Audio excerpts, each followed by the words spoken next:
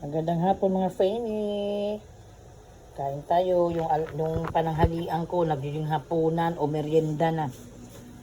Kasi naggawa kami ng gawa ng lababo. Hindi pa yan nakabit. Nag-asikaso pa ako. Bili pa ng tiles. Dumi. Sobrang dumi ng bahay.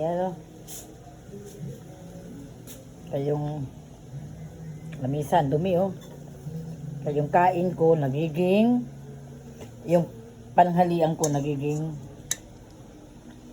hapon na alas 4:30 na ito masarap yung ulam na yan. Masarap. Ano bang isda to nakalimutan ko na. Nakalimutan pa ng isda na to. Masarap yung laman niya. Para siyang, alam mo yung buto-buto na nilaga. Tapos pag sobrang lambot na, ganun. Ang lalaki Basta masarap siya. Pati sabaw, sarap.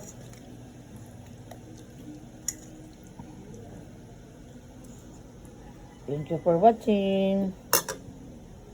Yung kanin. Gulo-gulo ng bahay.